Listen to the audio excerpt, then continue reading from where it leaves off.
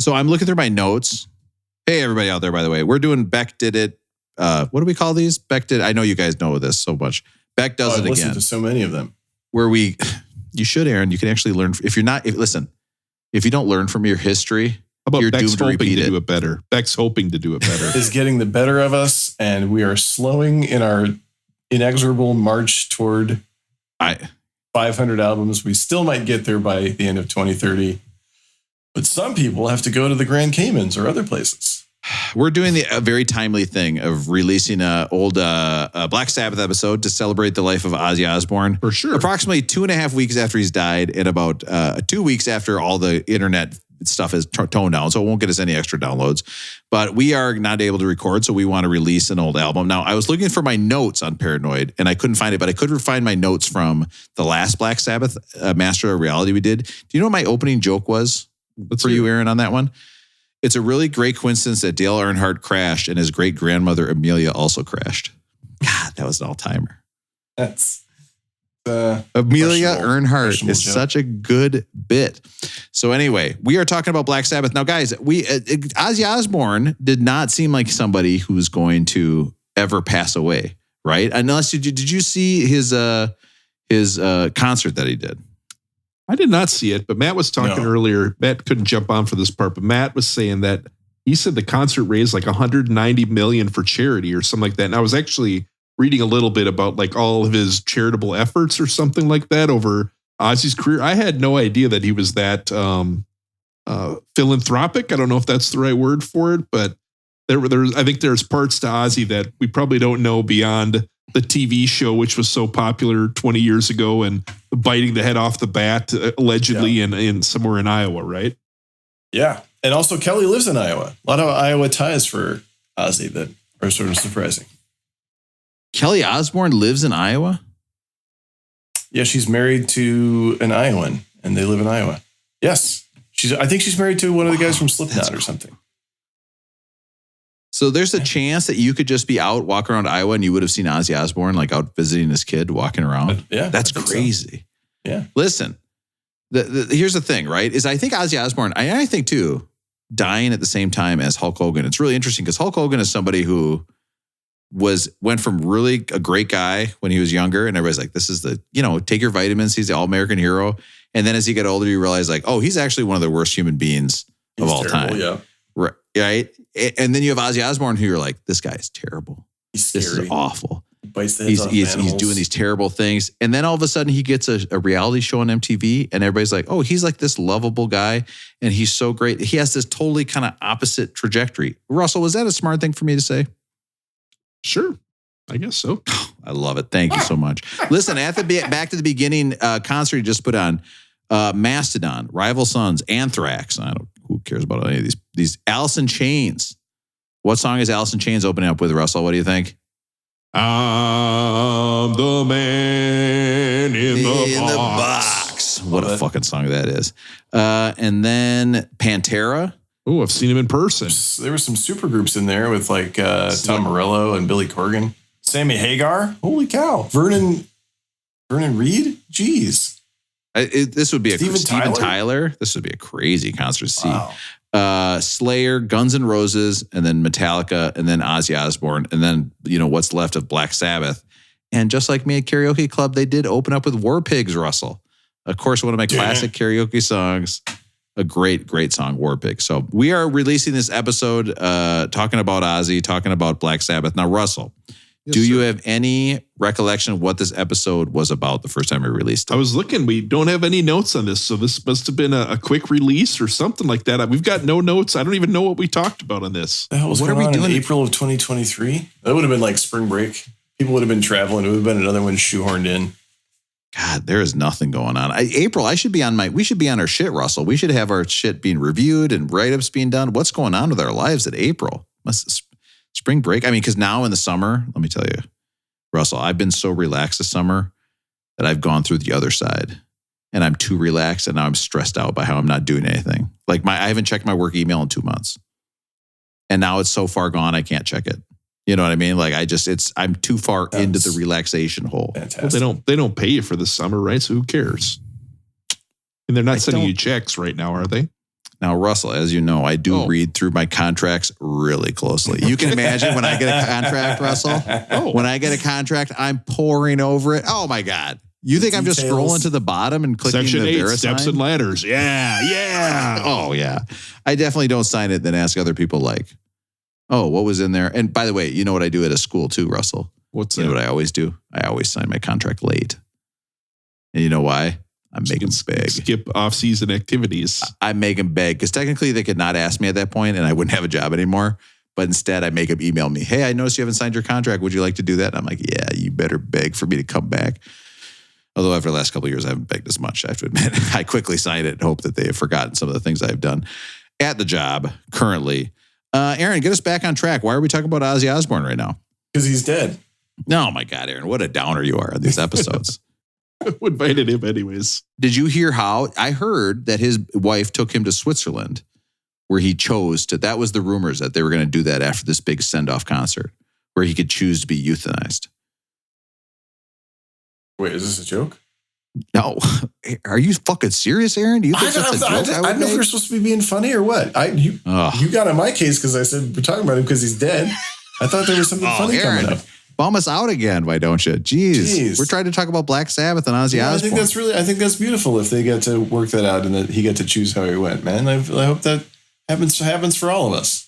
I know if I did that, something would annoy me right at the end. You know what I mean? Like I'd be right at the end. I'd be like, okay, push the button, whatever. Let's get this done with. And then my wife would be like, oh, I got this email from work and let me tell you about it. I'd be like, oh, this cannot be the last thing I hear. We should go to Switzerland for our final episode of this podcast in August of 2030. Do it from Switzerland. And then euthanize our podcast. Oh, can you imagine? God, Aaron, that's such a good idea. Wow. We'd all in our separate chalets because we've never figured out how to record in person yet. Yeah. It doesn't work, yeah. We've all got Zooms. An expensive trip. This is the most expensive trip I've ever been on. Aaron, I might do it a little differently. I might go to a different continent so we could relive our youth in Asia. That would be clever. That would be a smart way to do it. If I went to Switzerland, I would be like, oh, I cannot wait to have the hot chocolate here. I bet the hot chocolate here is so good. Then I see making, and I'm like, why aren't you mixing a powder with little marshmallows into water? Did you know that's what my wife did when she made Swiss Miss hot chocolate? She would use water to make it with. Isn't that normal? Can you imagine it? No, I mean, Russ, that's not. I have never made like the pre-mixed hot chocolate with anything but water. Russell, that's one of the saddest things I've ever heard in my entire life. You've never heated up milk to make like a Swiss Miss? Not once. Bro, you've got an espresso machine at home. I'm also not a house that has milk. Like I would never drink milk. It would never dawn on me to drink milk. I've talked about this. I don't have kids. Why would I drink milk? Why would I even have it? Well, I would say to put in your cereal, but after the episode that's either coming out before this or after this, you're going to find out I am a fucking alone on that one. Nobody else is having it. Can you imagine, Aaron, not having milk in the house? That's wild, isn't it? I'm going to tell you, Rob, I didn't have milk in the house before I had a kid. If I'm being honest, I'm with Russell. There was never milk in our house until we had a kid. I'm a fat fuck. It'll usually happen like if I have like dinner at my brother's or something like that. He'll have a glass of milk with like a meal. Yeah. And I am like revolt. I think it's disgusting. Like, yeah, that I can't really get down with. The idea that like you would sit there with like adult food and have a glass of milk is like bizarre to me. It is gross and it makes my stomach clench even thinking about it. But if some man I was having dinner with had a glass of milk, I would order a slightly larger glass of milk. You would have to. That is such a coded drink, Russell. You have to go over the top on them, on drinking milk. Boy. God, I always had milk. Russell, what do you make your protein shakes out of? If I did make protein shakes, I'm assuming they would be made with water. Oh God. Rob, I did come across one note. Maybe this can tee up for our episode here. Sounds like you want this to be over. Anything to go on. I'm 50 minutes past what we need to be right now. We've hit so many veins of comedy. The only note I did have on here was it is the best parody song we've ever done on the podcast. So I look forward to hearing it. Wow. Yes. Wow. Guaranteed. Let's see what the parody is. Hands down going to be the best parody song. Oh, it's going to be so good. See, this is a thing. Easily the best one. You think me flying in my time machine back to meet me in college and kissing myself is so weird? That's literally what you just did. You got in a time machine to April of 2023 and you're complimenting. Oh, God, it's so brilliant. That's why you're so smart. Listen, this is Black Sabbath. This is Paranoid. The Beck Did It Better gang says, sorry, we're not around to record, but we don't make any fucking money off this anyway. So back off. And guess what? Even the shit I do make money from, I don't do that great a job with that either. So I don't know what you expect. You know what I mean? Aaron, tell a funny joke to end this. It's not my bag. All right, R.I.P. Ozzy. R.I.P. Enjoy the show. R.I.P. Ozzy. All right, see you later. We went to this place in Italy, and our private chef, when we arrived, was playing a record, and he said, I can change the music if you want. And he was playing the Blues Brothers soundtrack. And I was like, I know, please keep this going. I love this album. We got a kid on my team. Hey, Bubba Hee, Bubba Hooba-Doo. Bubba Hee,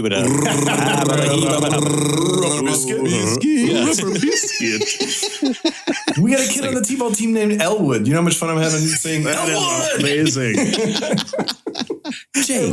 Every time. Elwood. The Blues Brothers. Shit. I remember when it's Elwood's turn for snacks, he's going to bring 4 chickens. 4 fried chickens and a Coke. You want chicken legs or chicken wings? 4 fried chickens. I remember listening to that Blues Brothers album and the Rubber Biscuit comes on and I go, what the fuck? Right. Even at that time, I was like, this is not right. These 2 white comedians should not be going, Rubber Biscuit. And I was like, I don't know why this is wrong, but this seems wrong to me. Love the movie, though, not long enough. In 2020, 4 friends decided to listen to every one of the greatest 500 albums as decided by Rolling Stone magazine. This resulted in a text chain that celebrated music, excoriated the order, and led us to making this podcast. We are far from experts. We promise to do almost no research. All opinions are our own unless you disagree. Please sit back and enjoy. Beck Did It Better. We are all the way up to album. Now, last week I claimed we were up to album 139. I said, thank God we're out of the 130s. It's driving me nuts. Well, it turns out this is album 139. This is the series of 10 that never ends, guys. We're in the 130s, I swear. Long. It's crazy. From 1970, it's Black Sabbath with Paranoid.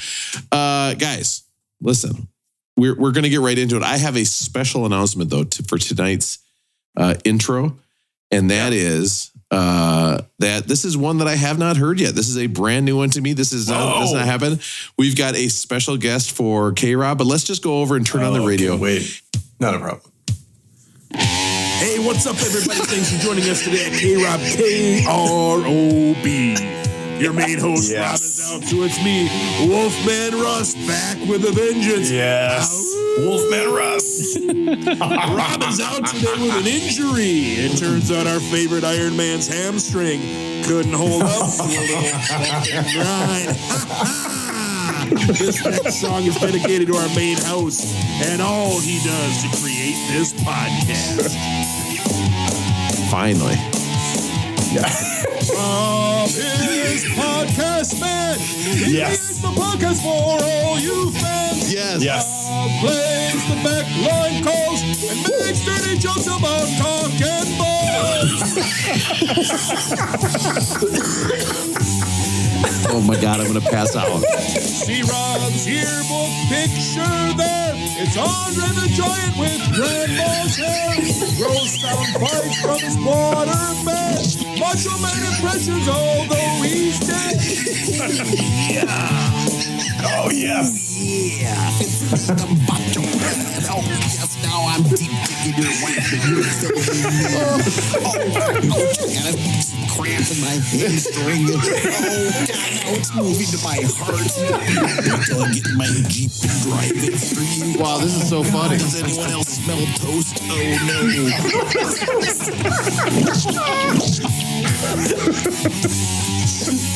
Oh, my God. Rob's the best athlete on the softball field. Last week he raced and kicked an automobile. Yes. Rob in travel time. He'd make out with himself, take a mustache ride. Listen to love him. Parodies rock their whole world. Yep. Wow. We're doing the whole song, aren't we? Close. Why not? What is Rob's new game? That he will soon unfurl. I'm doing jujitsu, but it's tough because every time I get choked out, I get a massive erection. I don't know if I've ever jerked off to somebody in a suit before, but I'm going to try right now. My dad comes home from work. He's like, why are you looking at me like that? Now the time is here for Rob's renegades to reappear. Rob cramps when he's burying his bone, but none of his jokes get a rolling groan. The downloaders love him. Oh my God. Why don't they tell their friends? I could listen to this all day. Really good. It's just perfect. The attention would help him. Jenny won't let him friend. Robbie, how's it rolling going? How's it going? Robbie. Don't be a brat, Robbie. Is it call you Robbie? The brat dude. You guys aren't being fucking brats. I can't believe it. Not again. You know that Ohio has had its share of ecological disasters lately. Oh my God. And now Heinz Field is burning down. It's Ketchup Fire by Bob Marley and the Wailers. Oh, Robbie. About the greatest albums of all time. That, wow. Rob, we were honoring you. Look it up online. My Rob has really turned it up tonight. This is, If you want to hear from guys, They must be under new management. love I really kicked it up a notch. my absolute favorite part of that song were the clips where I was making jokes. for you. I made sure to get you in there. Did it better. I think I got to admit, that is a true joy. I did not listen to that song at all before we play it. And listening to Russ singing, and picturing him in his house just going, Aaron, man, I was gonna ask Aaron for advice. Like, what do you do when something feels out of your range? You sing it down below in your range, or do you just shoot for it and strain, or what do you do? Sing it harder. Yeah, you just sing it harder. Yeah.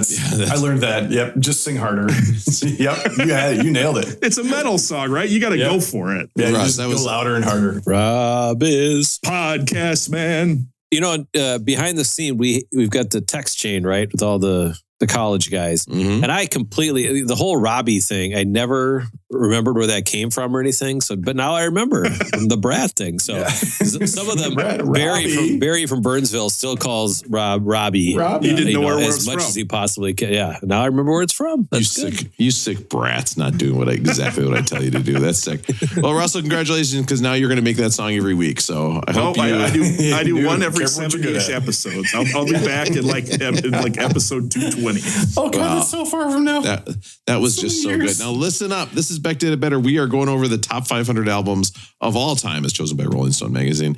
Last week was an unmitigated disaster. Okay. I have not seen any text messages or anything like that, but listen, we did a backwards episode last week. We mentioned a guy bringing an old woman home from McDonald's and giving her some extra sweet and sour sauce, and we had no time to talk about it. Yeah. The worst. Double Royale. I was like in Italy over the last week with my family, and the whole time I was there, I was like, I mean, here's a joke I could make right now. You know what I mean? Like, my ice cream machine is working, and that's not. I thought of better jokes too, so it's not a big deal. In this McDonald's, they still put nuts on top of the chocolate sundae.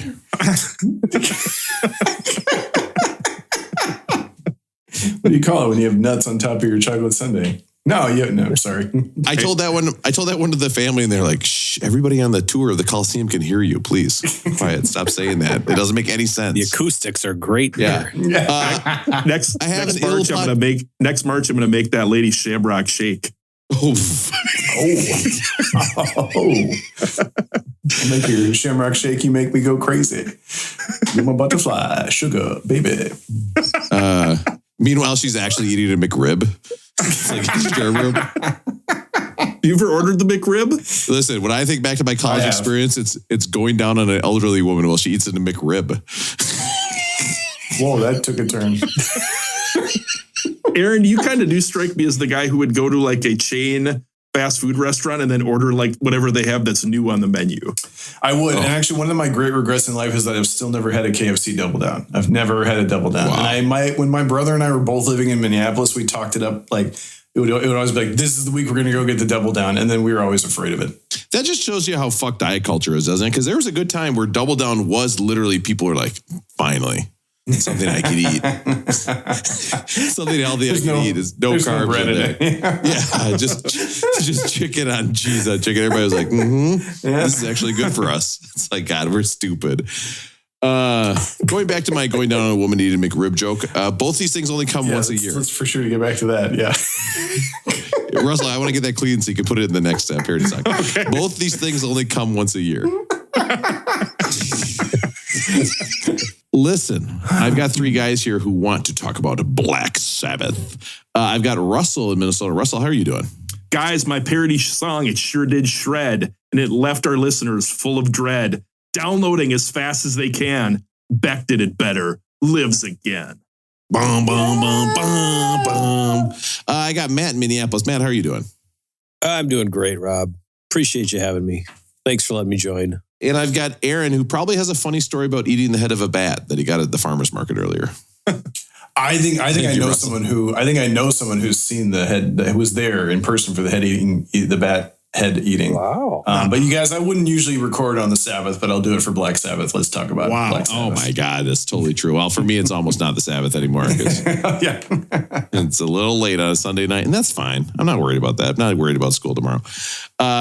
Rosie, tell us, who do you know that was at the Black Sabbath bath story? My mom's husband. My stepdad. Yes, he was there. It happened in Des Moines. Listen, your mom should not be marrying some guy. Well, Yes. first of all, It's time for one-on-one with Aaron's mom. Bringing this way back. All the way back. Listen, I don't feel like your mom should be dating somebody who's at an Ozzy Osbourne concert where he bit the head off a bat. Well, they've been married for 20 years now, but yeah. Yeah, but think about that. Are you happy with that? I mean, you shouldn't be happy with that. That seems like he's not a great guy. He shouldn't even be at that concert. Are you happy with this marriage, or do you think get it that out she made a here. mistake? It's really big. They listen to the podcast. Of course I'm happy with it. You guys are really trying to Wait, does he cause download? trouble around here. Does he download to a Galaxy device? Then I am happy with That's a good question. I'm not sure. Yeah, there it is at Vets Memorial Auditorium. Bit the bat of a bat head. In Des Moines. He's performing at Veterans Memorial Auditorium. But listen, so he went and he ate a bat head on January 20th, 1982. So this guy gets into his car, dead of winter, Iowa. He goes to see an Ozzy Osbourne concert at the Veterans Memorial Auditorium and then sees him eat the head off a bat. That's crazy. And it's just once. I think it's just once that it happened. There's only one story about it. It's just once. Here's the story. Here's the story that happened, though. Here's the story. Ozzy Osbourne used to think it was funny to throw like raw meat and like just gory things at the crowd. He said, what did he say here? I've always liked old movies that used to have these custard pie fights. He gave me the idea to throw, instead of pie, bits of meat and animal parts into the audience. I thought it was hilarious. They'd throw sheep testicles, live snakes, dead rats, all kinds of things back at me. Yeah. One time in Des Moines, somebody threw a bat up there. He thought it was a rubber bat. So he thought he was biting the head off of a rubber bat. And it turned out to be a live bat. And now all the religious zealots, as it says, have reason to fight back against heavy metal music. I got to call BS a little bit because when I pick up a bat, I think I could tell 100% of the time, is this a live bat or is this a rubber bat? I don't know. How many bats have you ever picked up? Well, 0, but rubber bats, quite a few, hundreds. The good news is I just got a shipment of live bats from Wuhan, China. So I think that's going to be fine. Toward the end of the podcast, I'm going to open those up. Okay. And I'm going to have a fake bat in here and we'll see who can tell the difference. Listen, let's get right into our voicemail. Do we have one? Oh, of course we do. I just called to say. You're so stupid. This guy can kiss my ass. Dumb shits. They're just the dumbest of the dumb. I got to make a nice one. Dumb shits. Just the dumbest of the dumb. Dumb.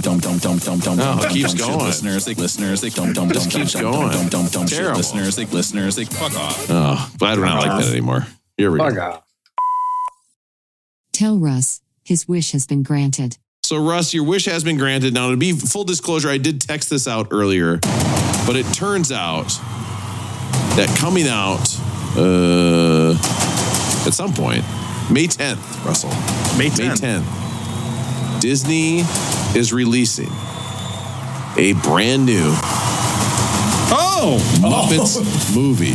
A Muppet movie, The Mayhem. Just about Dr. Teeth. Dr. Teeth and the Electric Mayhem, a whole movie? It literally is about Dr. Teeth, the Electric Mayhem, the whole time. It is a episodic show. Awesome. Seriously, though, a Muppets TV show about the music from the Dr. Teeth, how will that not be super fun? Oh, you know what it's going to be? It's going to be week after week of special guest star. Yeah. And they're going to be singing along. I think, Russell, there is a non-zero chance. And in fact, I would say it's a very good chance that we are going to get to see our namesake, Beck, on one of those shows singing with the Muppets. I bet he would sing Loser with them. What do you think? Who are we going to see on that show? What's a guaranteed, rock solid, real musical guest that's going to be on that show? John Legend right away. God. I don't know if he's, I don't even know if he's still alive, but I would guess, my guess will be Steven Tyler. I could see Steven Tyler doing something. Oh, not anymore. No. Is he too old? No, he's canceled. He's got some issues with some underage women back in the 70s. Well, so he's canceled. Okay. All right. Okay, that one's out. Lenny Kravitz. I bet you'll see Lenny Kravitz. Oh, I hope so. I could see like an Adele or something, like a mega pop star like that, or T Swift or something like that, joining in on this. Harry Styles. Yeah. Oh, yes. I can see Harry Styles being in. I think it would be funny if they did do a gag where laughing even thinking about it. Lenny Kravitz does jump up in the air, and all of a sudden, out of his pants come a giant, long, arm-length puppet and starts singing a song. Like starts singing American Woman. Just kind of goes, American Woman. But it really is just Gonzo's arm and he's holding the microphone. And I'm telling you, if you watch that video of Lenny Kravitz with his pants splitting open, it looks like Gonzo. It looks like he's giving birth to Gonzo. It really does. It's unbelievable. You know why he's a rock star. Yeah, I'm excited. I think that's going to be fun, Russell. In May, right at the end of the school year, when we all have the summers off, this is going to be great. Oh, yeah. What a life we all lead. Yeah, this is going to be absolutely awesome. Well, that didn't go anywhere, that conversation. You know what? Maybe the backward show is better. Maybe the backward show is the way to go. I don't think so. I mean, you did say giving birth to Gonzo. Like, so we've at least got that. That's true. On wax. That's true. And I was trying to think of another Lenny Kravitz song beside American Woman, but Hey Cab Driver, that's a deep cut. Huh? Ooh, that is a deep cut. That's a good one. Listen, why am I trying to push this bit? No, fuck. Yeah, well, you do hear it play in the background. Thank you so much. Let's get into Rollin' Going. I do like that our listeners know me as like the Muppets guy. Like that's my new thing. That's a good calling card. What everybody's up to. It's time for Rollin' Going. What do you know each of us as? Text in the Bex line, just with like a sentence for each of us. What are we? Okay. What would be your guesses if you had to guess for everyone, Rob? What do you think they would know Aaron as?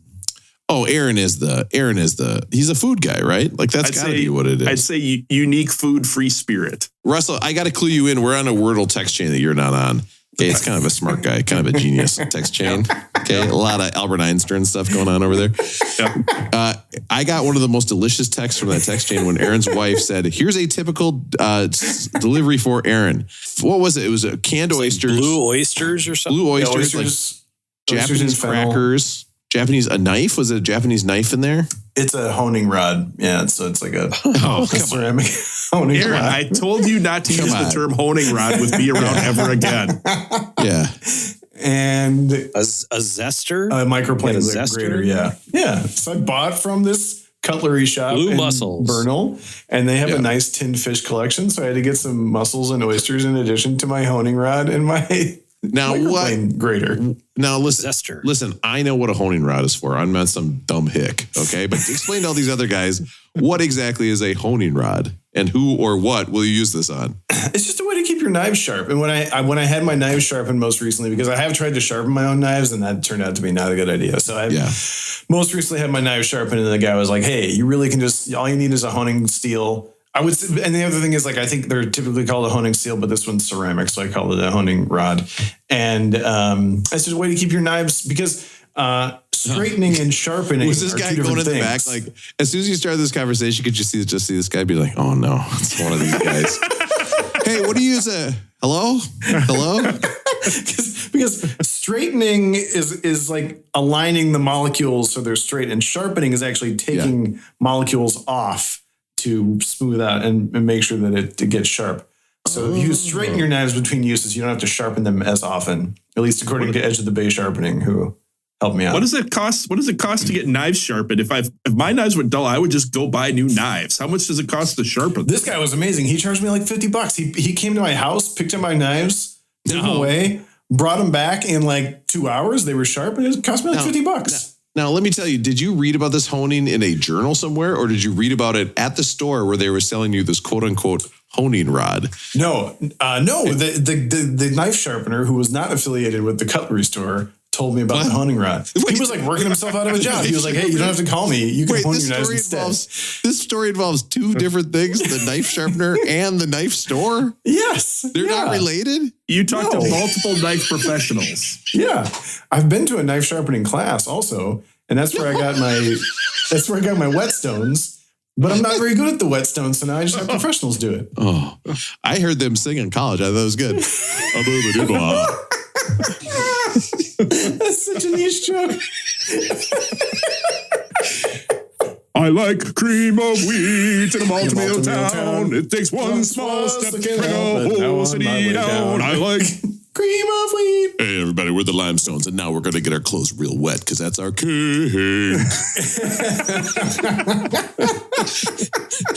Oh, the Limestones have gotten really weird since Rob joined.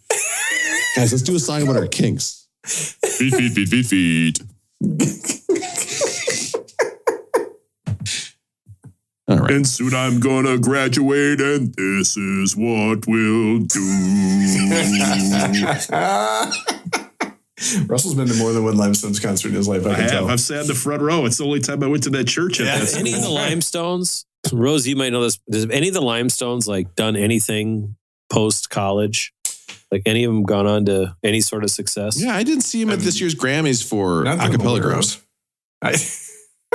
Against the Manhattan Transfer? I'm not sure. I don't know of anyone who went on to do much. But I didn't either. So what Aaron, can I did say? you just take a fucking drink in the middle of your goddamn sentence on the podcast? Are you serious right now? That was coming from Rob. Rob, you were eating food last time. You were eating. I got to hydrate. Bananas. I got a cramping problem. That was because the bananas was a medical thing, okay? But Aaron was literally, I can edit that out, but Aaron was talking and then he goes, gulp, right in the middle. Rob, we should pull up the Maltmeal song. A lot of people might not even know what we're talking about with the Limestones. People should do this. You think? So the Limestones, Aaron, it's the a cappella group that sang at St. Olaf, and it would go from year to year, right? Like they would have 10 guys in the group, and the seniors would graduate, and they'd bring in like 3 new people. Is that right? Oh, my God. This is on that. We got to play the whole thing. This is on that Garrison Keillor show. And now this is from 2015, so these are not guys we would have known. And I'll tell you what, 2015 is well past the date where Garrison Keillor goes, you know what would make Prairie Home Companion better? If I fucking sang about 3 to 4 times an episode. That's what everybody wants to hear. Garrison's like, guess what? I'm fucking singing now. And everybody's like, Jesus Christ, we can't do anything. This guy has all the power. Garrison Keillor made our list once before. Do you guys remember? I believe it was some sort of instrument. Garrison Keillor's show. Yes, it was. It might have been a slide guitar or something like that. Yes, or was it the whistler? Because, I saw Garrison Keillor at St. Olaf once. And they had a world-class whistler on.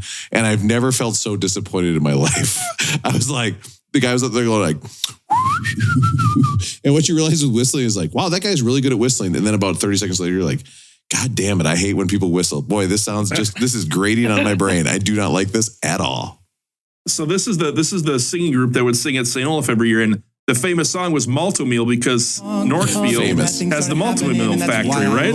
Yes, correct. One morning about 9 a.m. was just eating with another kid. Oh, I wish I could change that fateful day because this is what I did. Oh, I hate. Just in case you didn't grow up in the Midwest or if you were rich, Maltmeal is a kind of cereal that basically copies every other cereal. Cream of wheat. A knockoff. They're not Fruit Loops. They got like Fruity O's. Yes. Hey, you know what? Their Captain Crunch knock off the kangaroos or whatever, slaps. It does slap. It's really good. So I thought I'd go down to an honor house. I don't know how you guys drink away my blues, and the very next way I woke up smooching Ole Avenue. They were like cream of wheat in a Maltmeal town. I could have easily been in the Live Stones. Oh my God, you could have been. I think we should just have Russell sing the entire episode. I mean, we could pull up the lyrics and we could sing our version of it at the end. Yeah, we could do that. Or, you know. Oh, yeah, we can. Or we could just go to Rollin' Going. Rollin' Going. How's it going, someone? Oh, it's Rollin' Going. Has anybody got a good one this week? I got a good one. I just got one thing to say about malted meal. Yeah. Even my kids, when they were like 3, as soon as they saw cereal in a plastic bag, they're like, They're like, we are not doing this shit. Our cereal comes out of boxes. It comes in a bag. It comes in plastic bag in a box. Yes, just a plastic bag. No, my kids, when the cereal was on the box, they knew I was trying to guarantee on the box. They knew I was trying to pull a scam on them. They're like, these do taste good, but I don't get it. Russell, Rolling Going, how's it going with you? Guys, I think I do need to go to the advice corner. I had something that happened the last week that I definitely need to run by you guys on how you would handle something. Can't wait. Corner. It's time. Did you try lying to her? That's my advice. Oh, I will just say it may involve a false police report. I'm going to give you a heads up. There's a false police report involved.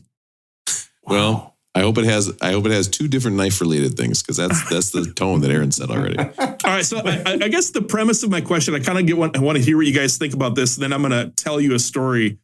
When you're dealing with your wife or someone that you know well, and you think they may be wrong about something, do you always just give them the benefit of the doubt and listen? Do you kind of like probe with questions, trying to get to the bottom of what's going on and think there may be 2 sides of it? Or do you always just listen to what they say and empathize? What's your style when you think the person you're having a conversation with could potentially be wrong about something they're telling you? This is such a loaded question. I mean, I don't think, by the way you're asking this question, Russell, I don't think you need our advice. I think you already know. Seems like listening longer before you speak is probably where you should have erred. And guys, follow up. Do you think this is a big penis? What do you think? Just think about this, Russell. Do you ever like to be corrected? No, but I definitely do a lot of correcting. You see, that's the problem. That is the problem. It's that nobody likes being corrected, but not you. It's different for other people. They like it when you correct them. That's true. I'm the older sibling. If someone's not an older sibling, they like to be bossed around like that, right? That's right. Exactly. Oh, wow. I'm getting into some family psychotherapy here. Psychoanalysis. Well, maybe I can tell you guys my story, and then we'll see if you guys would have done anything different, or see how it relates to some things in your life. Does that work for you guys? Yeah, Please. I'd like to get the details. Yeah, of course we want to hear the story. So the other day I'm sitting at home. This is probably about a week ago, and I get a text. It's from a car aficionado, if you will. The text, all it says is, "My car has been stolen."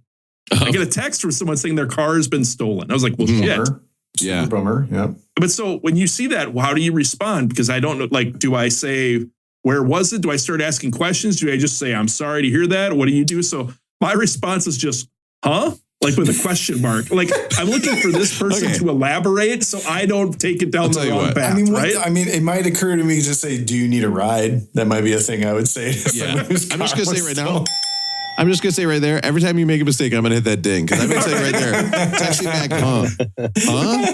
There is nothing that could be more clear than my car was stolen. Okay? Well, so Rob, I'm there to listen. I try to listen and everything and empathize. And so this car aficionado gives me a call. They say, their car's gone. They were out somewhere earlier in the day. They went home, parked their car in their building, in their parking lot in the building. Went upstairs, did some stuff, and then they realized they forgot something. They had to run back down. They walked back down. Car's not there. And so the person's, so my immediate reaction is just being like, sorry to hear that. What can I do to help you? And then we start kind of just going through, I can't help myself. I have to ask. You have to ask if they parked it in a different spot than they think, aren't you? I have to ask. Like, I mean, what are you supposed to, you have to ask, right? Or should you not even ask? If they parked it somewhere else than they normally would have. But this is all over text? This is in a phone call now. Now we're talking I'm talking with the car aficionado on the phone. I don't know, man. So, I feel like that's fine. You can just say, I'm sure this isn't the case, but I do just have to ask. It's just like you're just doing like the IT guy. Retrace your steps, right? I got to run through my checklist, like just like anybody else would. Like, totally dispassionate. Have you tried restarting your computer today? Right. Exactly. And then going from there. I think the problem is it came out of Russell's mouth like, you probably parked in the wrong place. I did kind of say, and the thing is, this person lives in an apartment building. They have an underground parking garage. And they also, when I go over to this area, I usually park on the street. So there's a lot of places to park on the street over there. And so I was just making sure, hey. Do you ever park there overnight? Like, do you leave your car there overnight on the street? Well, we'll just say a car aficionado doesn't always get me a 24-hour pass. We'll just leave it like that. Just saying, it would be nice if they did. They get a couple of those passes a week, and I don't even spend 17 hours. Time to bounce. Russell shows up with a bag of McRibs. What are those for? Oh, nothing. Just a day. Never mind. Forget about it. So I kind of, I paused myself before I even said, well, you sure you didn't park it anywhere else? But then I kind of said, well, you sure you didn't park it? They were adamant with me, and I could tell borderline annoyed that I would even propose that they may have parked it somewhere else, of course they are. So at this point, I just am like, okay, I just got to sit back, don't do my due diligence thing and start probing with questions. I just got to be supportive, right? So they're telling me, well, security's coming over. I'm going to call the police, do a police report. I'll call you back in a little bit. So like, okay. There's nothing for me to do at this point. I haven't been asked to come over and help. There's nothing for me to do. Mm-hmm. So I get a call a little bit later and they say, hey, security came over. We walked through the building. I was clicking my thing over and over. There was no beep. They didn't hear the beep. They didn't see the car. And I was like, part of me wants to ask, well, I believe a few weeks ago, your key fob was dead, so it probably wouldn't have worked a few weeks ago. No, don't say that. But I didn't say that, Rob. I just thought that, but I didn't say it. Well, that's good. That's good. Yeah, that's good. Okay, I may have said it. I don't remember it. I knew you said it. You dirty dog. You can't help yourself. But so he's heating up. The car aficionado tells me they went through the parking lot with the security person at their building. They couldn't find it. Now, Russell, with a dead fob. Can I just ask you real quickly? With a fob that was dead a few weeks ago, Matt. I'm sorry. If she had asked you, can you please come over and walk through the building with me and security and try to help me find this car? What would you have said? Because I would have said, I would have done it. Oh, no problem. Wow. In my head, I would have thought, really, what another person walking through isn't going to make a difference, but I would have done it. I never would have done it. To be clear, this person's fob may have not been dead before, but their car was dead. The battery was dead, so the stuff wasn't working. But just to make sure I'm right on that. Everything straight. Hit the digger, Rob, or not? No, that's fine. So what you're saying is details matter. Details matter, yes. Yeah. I feel like I'm going to be called in for a witness at some point here. This feels like this is going on the record. So I'm talking with the car aficionado, and they're saying, well, they called the police. The police are coming over. They went through the parking lot. The head of security at the building is going to come over. They're going to do all the reporting stuff. She'll be able to look at the tape from the building in the morning and everything. And so, immediately I'm like, well, hopefully, you didn't leave a wallet in there. If you lost, there's nothing you can do about it at this point, right? You got insurance. It takes care of that. I'm trying to be positive. I don't know what trying to listen and be supportive. Now, there is a chance, because it has happened before, where somebody maybe has gotten their car stolen and in the back they had up to 3 bags of trash that they were going to take out later and never got around to it. Up to 3. And what CD was it? Oh, it's so many. The JB's, right? I mean, you've seen the whole list. A bowling ball that had a grenade in it. I mean, when this guy stole my car, he was probably like, what the fuck? What is going on with this guy? I'm going to return this. I feel bad for this guy. So this person, they've made their call into the police station. They've walked through the parking ramp once, and they're like, okay, she had another call to make to the security or whatever. The car aficionado calls me back again, and this person's telling me about their day, where they were at beforehand. We're kind of now walking together, retracing steps, if you will. It took us a little bit there. We're kind of going through it. And this person says, well, I went and ran these errands here, and I drove home, and I went to the grocery store right across the street. And then I went home, went upstairs, came back down. And I say, did you park at the grocery store? And walk home? And all of a sudden, the phone on the other end just goes completely silent. Person says, you know what? I did park over at the grocery store, but I'm not sure if I walked home or not. Russ. Yes, that's what I'm talking about. So I'm like, you know what you ought to do? is why don't you just walk over to the grocery store because it's right across the street. I could easily see how someone would park there and then grab a bag and walk home because I think this person walks back and forth to that grocery store a lot, right? Yeah. That makes sense. Yeah, you just do it out of habit. And so it's late, you know, I mean, I guess I could have said, hey, I'll come over and walk over there with you. It's kind of late. It's dark. But I said, why don't you keep your phone on, and just walk over there, keep me on the line while you walk over there. So this person walks over there. So chivalry's dead. Yeah. Yeah. So like, keep the phone up and I'll listen from here. Yeah. So this person starts walking over there and they're saying, oh, I'm crossing the street now. And all of a sudden I hear a horn honk a couple times. Oh, no. Key fob is there. So the car was parked in the grocery store parking lot. And sometimes someone just asking a few more questions actually helped the day. It feels like you were a hero here, Russell, just by asking some questions. And so the person... this person eventually, you know, was saying, I feel so embarrassed now. I've got to call the police back. I got to call my security back and everything. I'm like, well, being embarrassed is a lot better than not having your car. So I think it's okay, right? Yeah, this video is autoplay. There's nothing I can do to help it. So this person did technically file a fake police report. And I think they also tried to text their family members while they were having like the vacation of their lifetime overseas. I'm not sure what country they may have been at that time, but so I was curious, like, does that ever happen to you guys where maybe someone you know has misplaced something and you have a very good feeling that maybe it's not misplaced, and do you just let them go or do you say anything or what do you do? Russell, when Jenny says to me, I've lost this or I can't get this to work, I don't even move for 30 seconds because I know what's going to happen. As soon as I get up, as soon as I start looking, she will find whatever she's looking for. The moment I am done, I'm like, okay, I'll close the game. I'll put it away. I'm going to help you out. She immediately finds it and often will find it and then just not tell me that she's found it.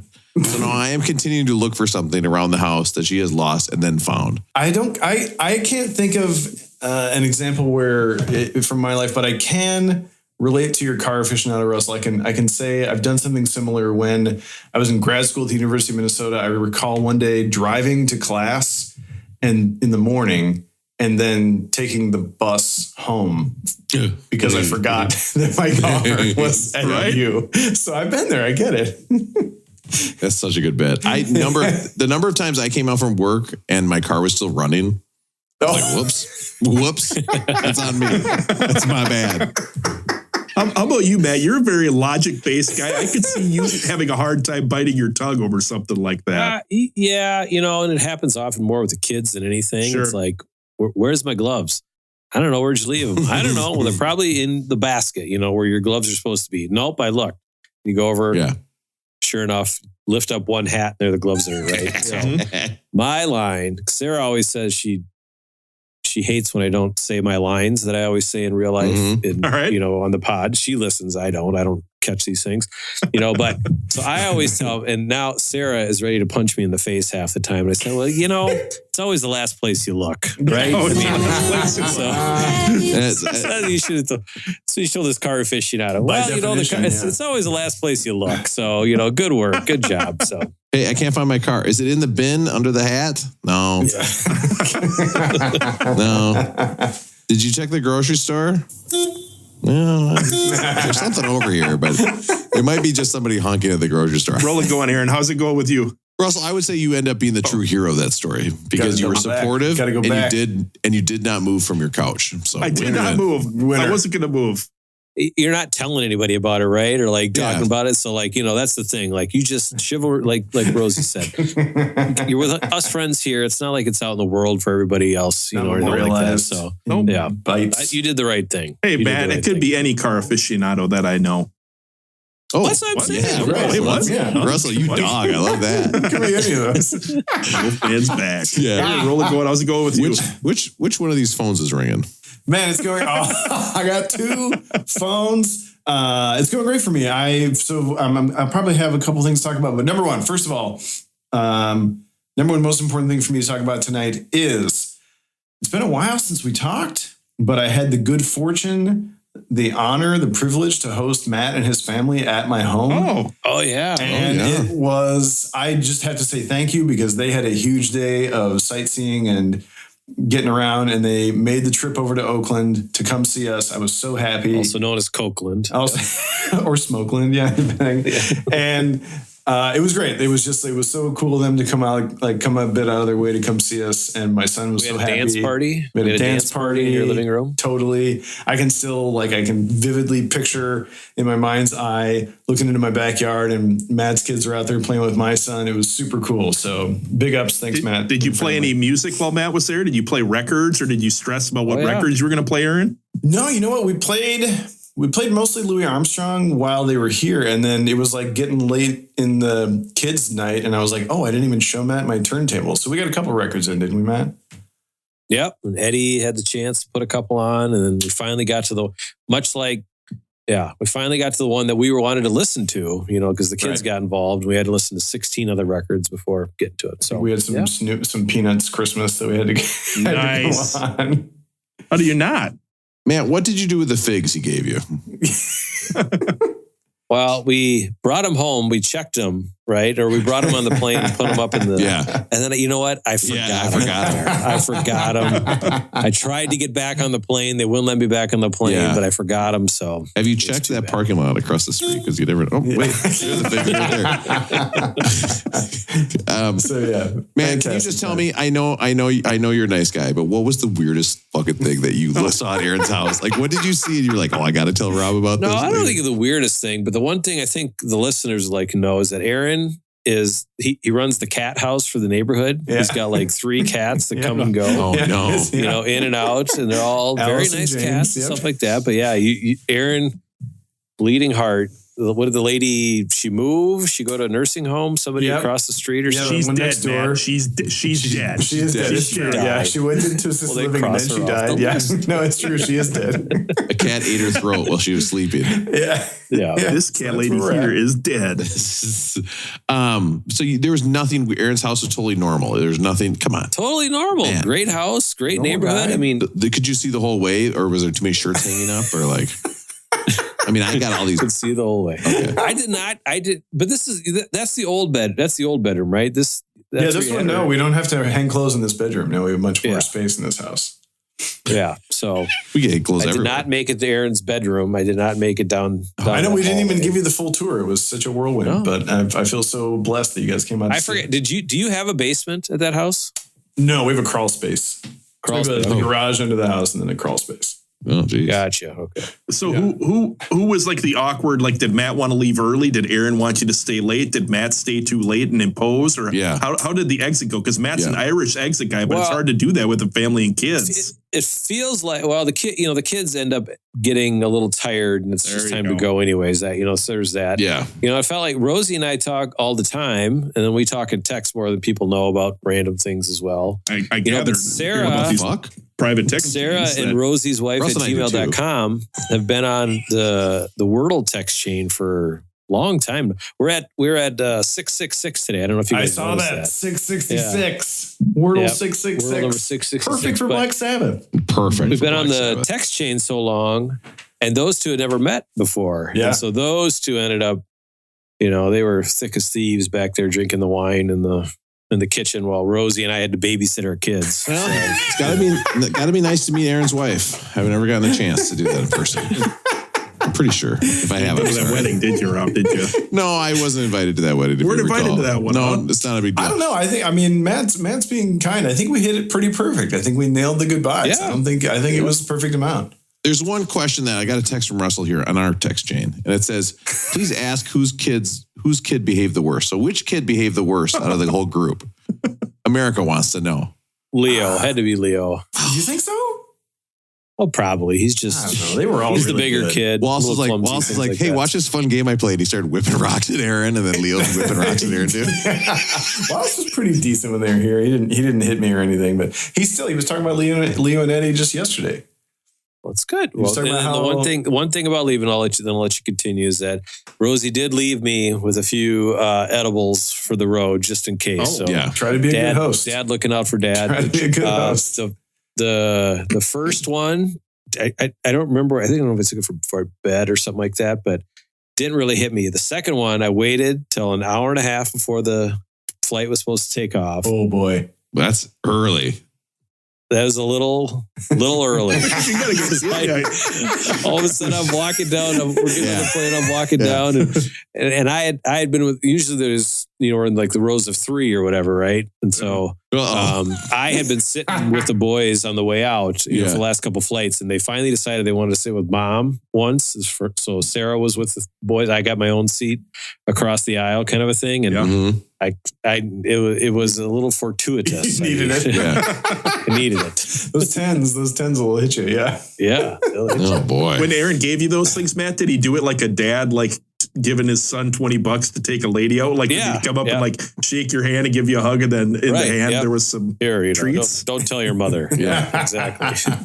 Yeah, this one will help get you rock hard. Whoa. It's different in different households too. You don't know. I think that's pretty good. That's enough out of me. How's it rolling going with Matt? This will give you an HRE. Pretty good. So I did have on my list that I needed to say thanks to Rosie and Rosie's wife at gmail.com for hosting us. So it was nice. We've got that. Rob, did you get an invite to go hang out with them this summer or not? No, I must have missed that. It's got lost in the mail or something. I must have missed that. But I'll tell you what, if I do go over to Aaron's, I'm going over every inch of that place. I'm going to be like a crime scene. I'll be taking photographs. I'm in the crawl space. I'm asking to see the lightsaber. Like I want the whole up and down tour, everything. Come on out. Come see us. I saw a band last night called Paper Airplane, and one of our loyal listeners, Sarah, her brother is the lead singer for Paper Airplane. They're a cover band. Oh, nice. And they are awesome. They play like late 90s, early 2000s, like alternative pop music. Ooh. Like little Franz Ferdinand. They played MIA, Paper Airplanes, things like that. And so it was sweet. It was awesome. They're a great cover band. So your favorite tune they played, what was it? Little thing, what is that? I believe in a thing called Love. Oh, the Darkness. Whoa, for real? Yeah, nice. to end with that. And so Sarah's brother is quite talented. He can hit those notes. Wow. They played a little Tom Petty, American Girl by Tom Petty, nice. And so it was pretty good. They played Paper Airplanes by MIA. So where did they play at, Matt? At Glick's. They played at Glick's. Oh, great little spot. Good spot. Went downtown. Went downtown last night. Downtown is not dead, folks. It was hopping. And Matt's not dead after going downtown. So I'm not dead. Aaron, it's all fine. Aaron. I'm trying to encourage the outstate folks to not be afraid of Minneapolis. Well, don't mention being dead. That doesn't help, man. I said he's not dead. Last person I know that lived in Minneapolis got their car stolen, Aaron. Allegedly. I was walking around downtown. It was like 85 degrees out, right? And now today it's snowing. And That's the worst. Last week it was like Tuesday or Wednesday. I was walking around downtown. And one of the cool things about all the concert venues we have in downtown is that all of these bands show up early, right? And so you always know there's a tour bus parked in the middle of downtown, and you never know who's on it. But this one, I happened to see one, and they were going into the Dakota right off of Nicollet. And I looked up, and the name on the band, they got it on, they're wheeling all the gear in, was Asleep at the Wheel. And I'm like, what the hell is Asleep at the Wheel? Like, I remember this band from somewhere.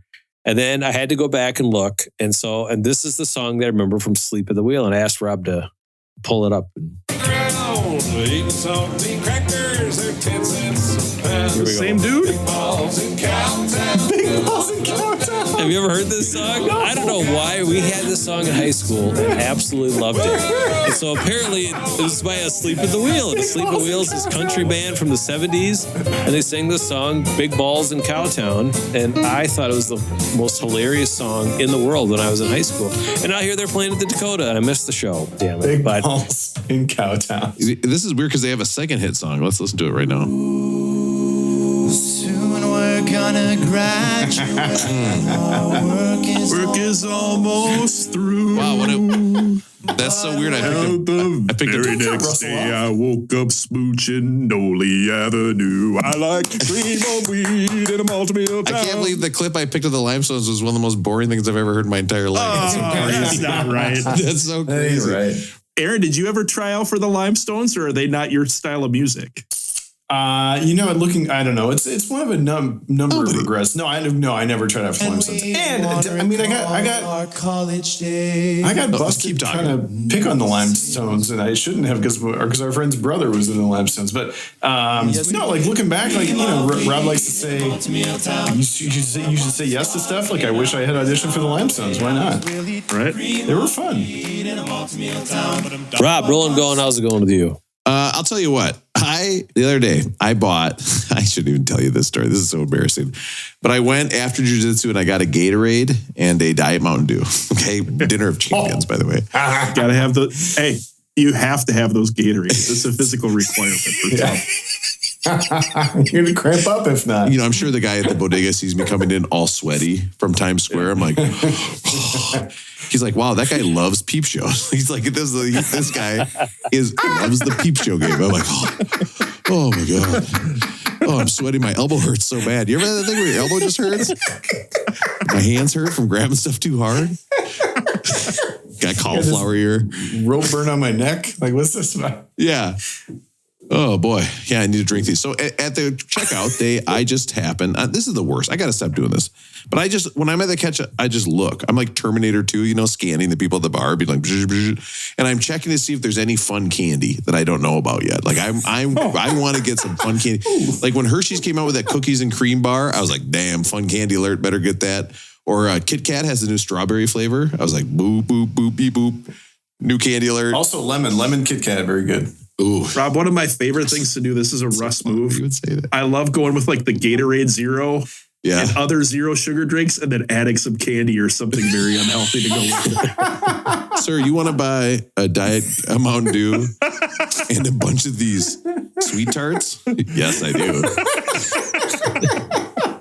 Yes, please. It makes you feel like you're not really doing things that are that bad. I legally have to ask you, are you going to combine these? It's like cough syrup. You can only buy so many. It's like, no. You're over your limit of sweet tarts. Step on the scale if you want to buy more. We have to see how much you weigh. And so I bought, they had, and this is not a new candy alert. Okay. Don't blame me like that. But I bought the, oh my God, what do you call? No, Rob, don't lose the bit right now. Taffy. They're like a taffy thing, but they're different colored ones are different flavors. Taffy? No, it's not. It's what is? Oh no, this story is not going to work if I can't think of the candy. Starburst. Mambas? It was like Mambas or something? No. It was like in a long package and you open it up and it's like, God damn, I'm too fat. I cannot explain the candy. Airheads or something like that. Airheads. That's exactly what it was. So it's these, right? It's the Airheads. I fucking said Airheads. It's the Airheads. Did you? Aaron, you got to speak up, my guy. So I bought one of these, right? So I buy one of these Airheads. Now, these are like in a long, thin package, okay? And classic, a lot of jiu-jitsu champions are like, listen, every day when you train, you need to eat 5 Airheads afterwards. I'm like, yes, sensei, I will do whatever you say, I bought Airheads and then he's like, hey, it's 2 for $1 or whatever, which looking back, is too expensive for Airheads. Look at what they're not even that big. I can get them on Amazon. What is this on Amazon? 2 for $1. Well, I mean, Rob, 60 for $8. I'm getting ripped off of my bodega big time. Rob, have you heard about inflation? I mean, have you seen the price of eggs lately? I know. Hey, you guys see the price of Airheads at my bodega in Times Square? Can you believe the bodega that's right next to Times Square is really expensive? Wow, that's crazy. Who would think that? It's me and a bunch of high school kids like on a tour. I'm like, excuse me, I have to buy these Airheads. So I bought 2 Airheads because he said they're 2 for $1. I get home, I open one Airhead, eat it. Delicious, great decision. Rob, still number 1. Okay, awesome, proud of myself getting that Airhead. I open the second Airhead and instantly I know something's wrong. Oh no. I open it and this Airhead, instead of being a flat, like snake type thing, is rolled up. Oh. And there's plastic around it. Okay. And I'm like, wait a minute. And all of a sudden my Terminator 2 brain is going again and I'm dissecting and I'm thinking about things. And I go, this isn't a Airhead. This is a motherfucking fruit roll up. Yes. I opened this fruit roll up and I was like, wow, this is going to be, I haven't had a fruit roll up in years. It was the highlight of my week. When I ate this fruit roll up, it was one of the greatest things that had happened to me all week. It was so good. We should be eating fucking fruit roll ups all the time. It was delicious. To be fair, you live a fairly, you don't live a boring life, Rob. You're a pretty exciting guy. So for that to be the most exciting thing. And I think I'd been in Italy for part of that week too, actually. I got back and when I had that fruit roll, I was like, Mamma Mia, this is so good. Rob, I have to give you credit. You have a lot of self-discipline to buy Airheads and a fruit roll-up and to make it all the way home before you stuff those things down your pile. I do, right? Don't I? Yes. Yeah. Because I think if somebody saw me eating Airhead after Airhead on the train, they would move away faster than the guy I saw trying to light stuff on fire. Like there's a guy next to me trying to light stuff on fire and I was like, I'm going to see where this goes because I got a nice seat here. Like I'm sitting, I got lots of room. Did the fruit roll-up have like the cutout shapes? Like could you pull the star out of the middle of it or was there stuff in it or not? They did. And I ate it like I've eaten every single fruit roll-up in my life. I crunched it up into a ball and I put it all in at once. All those shapes. I'm not pulling it off. I'm not doing anything. I would either do that or when I was younger, I would wrap the fruit roll-up around my finger and then just suck on it.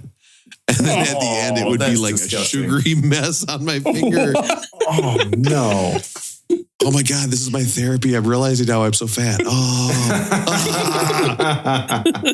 I need to go primal scream this out. But I highly recommend everybody, if you are home tonight, go and buy a single fruit roll-up at any store that sells them. Okay? And if you're looking for one, there is one on 48th Street and 6th Avenue. So come on down. Rob is definitely, he's earned his reputation as the main host and podcast man today when instead of talking about a trip to Rome or a trip to Memphis, he talked about how he bought a fruit roll-up at the grocery store. No. I didn't buy a fruit roll-up. But Airheads. It was accidental. It was an accidental. It was the onion ring and the fry situation. Or was it accidental? I'm sure this guy was like, oh, wow, he's grinding the fruit roll-up. We've been trying to sell that thing for like 30 years. Nobody has ever bought a fruit roll-up. I don't even know if my kids know what a fruit roll-up is, honestly. It's kind of like fruit by the foot. I was trying to explain that the other day. I was trying to explain what a fruit by the foot was, or the bubble tape to him the other day. And I was like, it's just a long tape of gum. Yeah, but you know, Aaron. Aaron, do you want to guess? Aaron,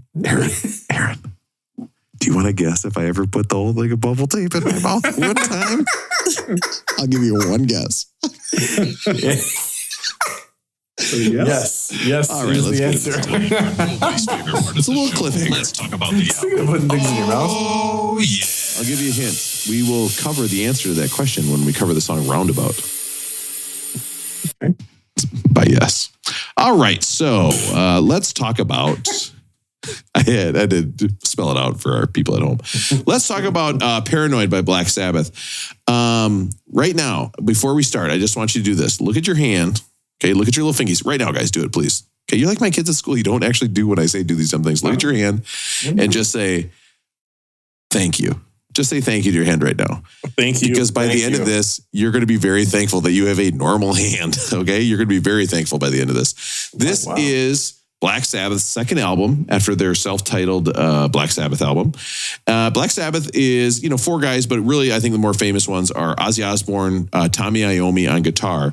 And Tommy Iommi is an interesting story because right before his last day of his job, he's 19, he is working at a metal press in like an industrial building. Like he crushes the end of his fingers on one hand, just smushes them right off.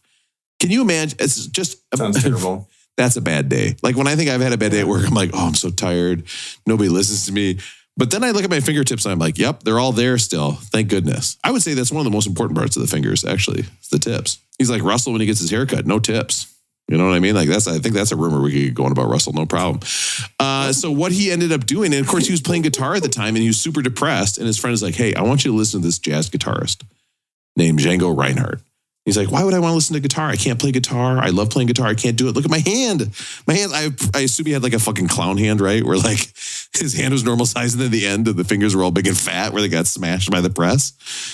Right? Do you think they were like huge? I don't know. No. I don't think about these things that much. Big, like I do think about the film Sweet and Lowdown where Sean Penn plays the world's second greatest jazz guitarist behind Django Reinhardt. Good film.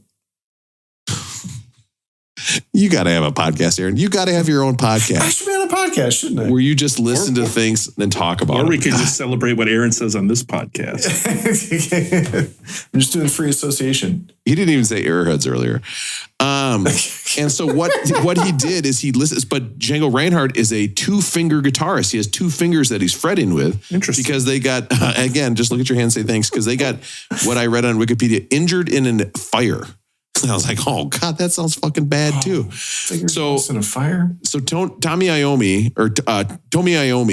his name is Tomi, Tomi. So it screws up with my head. He made plastic fingertips out of like plastic shampoo bottles. What? And that's what he played this with. He had fake fingertips. Whoa. He was playing with bionic fingertips. And that's why this album sounds the way it does, because with the plastic fingertips, he couldn't play chords in a normal way. So he had to add sounds, and he had to play a little bit slower than most people. So when you hear this album, it's not a fast metal album. No. Right? People say this is one of the first metal albums. It's not fast, but it's heavy. And a big part of that is this weird sound that nobody else can get, because they didn't get their fingers smashed in a hydraulic press. And of course, the big hit off this album was Paranoid itself. And that was probably Sabbath's biggest hit of all time. Let's get right into it. Iron Man. I guess Iron Man. Yeah, it's their only top hit on the Billboard was Paranoid, or in the UK anyway. First song right off the bat, you could not start an album in a more kick-ass way. Amazing. War Pigs. This is the beginning. Guys, there's a fucking siren at the beginning of this album, like a tornado siren. Air raid siren. That fucking rocks. They do a great job of like this slow, heavy, like just pounding opening, and then it starts. It's so good. I love playing this song on Rock Band. This is now a go-to in my karaoke club, which gets looks from some of the 7th graders that I'm singing to. But speaking of Rock Band, I did give one of my nephews all of my video games, PlayStation games the other day, including 7 different versions of Guitar Hero and 2 guitars. Wow. I haven't heard if he started playing them yet, but you really hooked him up. You're supporting the arts. I love it. Listen to Ozzy's voice in this song. Listen how good this sounds. And by the way, Generals gathered in I can hit all these notes. Easy. I could not. Just like witches at Black Mass. I had to record like 4 times. This was not an easy song, or not an easy thing to mimic. No, Ozzy Osbourne is such a talented singer. And then what a lot of these songs do is listen to this. The tempo picks up, and what you're going to hear here is the bass. Now, their bass player and lyricist for the band is a guy named Geezer Butler. Geezer Butler is his name. Excuse me, sir. Somebody is waiting for you in the Geezer, no. Geezer Butler. A lot of people do you as Mr. Butler, but you'll always be Geezer to me. I mean, imagine your kid, it's like, oh, I love our baby. What do you want to name it? Geezer. Yes, I also want to name it Geezer. That's a great name. He looks like a butler, doesn't he? He does. Look at him. He's bringing us a little thing of water right off the bat, or whatever a butler does. I'm not sure. Listen to this uptick in tempo, though. And is this 1970, did you say, Rob? 70. I mean, crazy early. Crazy early. This is the same year as Maggot Brain. So we're not that far removed from listening to Maggot Brain. Same year. Interesting. I don't think it's a crazy dissimilar album, right? Like a long opening, big long guitar solo. They would have had to been listening to the same stuff. Cream, the Beatles. 100%. Now this one, they get done with the album. They need a 3-minute song. They're like, what are we going to do? And they're like, Tomi, play a cool riff that you have. Because this is how they wrote all their songs. The Tomi would play a cool riff. Ozzy would come up with a melody. And Geezer Butler would write all the lyrics, dude. I think one of the lyrics should be, oh, no, sir, I'm having a heart attack. Okay, never mind. And they say that they wrote this whole song 20 minutes. No problem. Like it came right in. Listen to the drums on this song. The drummer's name, by the way, Bill Ward. Talk about a boring name. Right. Boring. Like, do him and Geezer go out and hang out at night? They like go pick up women at the bar? I'm Ozzy Osbourne. I'm Tomi Yomi. I'm Bill Ward.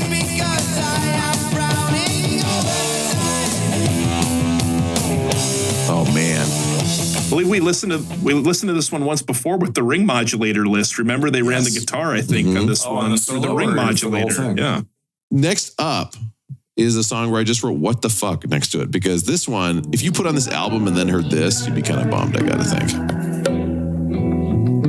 I actually really enjoyed this track, though. I was like, oh, you can kind of just relax for a minute. They wanted to prove they could play a slow song. I'm gonna say, nope, you can't. I found it relaxing. I like the bongos. I thought this was if Radiohead and Santana had a wild night and had an Offspring song, this would be the song. Maybe that's why I like it. Man, I think about Santana having sex almost every day. Really? Yeah. Smooth. He does every day. Good for him. Smooth. How many times do you think you've heard the song "Smooth" in your life? It's probably been 14 years. No, but how many times did you hear it in your life? What do you mean 14 years? I don't think I've heard it. Well, I bet I heard this song 10,000 times. Don't you think? Matt, you're a radio guy. How many times did you hear this song? Yeah, I was going to go with at least 1,000, right? But 10,000 probably sounds more realistic. This was the biggest song. But you know what? It does kind of rip. I kind of get it, too. There you go. Santana out there. It's true. Rob Thomas, not a terrible singer. I don't know. And you could just, if you wanted to picture Santana having sex on the beach, you could do that. That's easy to picture. Congas, right? Oh. Yeah. Picture Santana having sex on Rob Thomas, whatever you want. Oh, Matt, you're more of an alternative rock guy. Are you a heavy metal guy? Have you ever been into Sabbath or any the metal stuff that came later or not? What is it? 93X is the station in town here, right? Yeah. And I just never really got into the really heavy metal stuff, or I don't even know the name of a lot of the bands, but the really heavy stuff where you couldn't hear them. That being said, the grunge stuff, I mean, I like when there's really heavy guitars in that. So I don't know if I could figure out why I don't like it, but no, I've never really gotten into the heavy metal stuff. On a Chez Lounge. I mean, I think about Santana on there too. There's lots of places. This next one, Iron Man. Now, originally when they first wrote this song, when they made this song, they wanted to call it Iron Bloke. I mean, that would have been a great song. Bloke is one of the good words that didn't make it over here. Yeah, we should get it going. Rob, do you want me to redo my parody tonight called Rob is Podcast Bloke? A lot of things wrong with Bloke. I will bring you guys behind the scenes of my parody efforts. Mm-hmm. I didn't know how to get the ring modulator to work, and I thought I could either ask Rob to do it for me, but then I would be giving away what the point of the song was, and I chose not to do it. How many times in your life do you think you've said, "I am Iron Man"? 100? At least, right? 500? When I'm coming out of a shower and there's lots of steam coming out, I'm always pulling out I am Iron Man. The crazy thing is, you would think it would be in the lyrics other than the beginning, and it's not. No. In fact, you would think every time it's "I am Iron Man." What's weird? I think it's because he's speaking in the first person for the first line, and then he switches to the third person for the rest. So Iron Man never talks again in the song. Much slower than you think, isn't it, Russell? When you're doing a parody song to it. Was it slower than you thought? It is. You kind of have to slow yourself down a little bit. It is slower. But I think you were talking about that, and I think these guitar riffs, is it Tony Iommi? Rob, you were saying his riffs are really heavy, but they're slower. It's not like thrash metal, like Metallica or a lot of the stuff you heard later. But he's widely considered to be the best metal guitar player ever, right? And when you look at, if you ever look for best metal guitar riffs, all of the Black Sabbath stuff is at the top of everyone's list. But I thought we could take that a step further and celebrate some of the other great heavy metal guitar riffs in music history with a list. Russ, I'm excited for this. This is going to rock my fucking face off, and I can't wait. No wonder you didn't want to talk about Rob Santana and sex places. You were ready to get to your list. I get it. Well, speaking of Rob, the first song on the list is from lead singer Rob Halford. This is Judas Priest, Breaking the Law from 1980.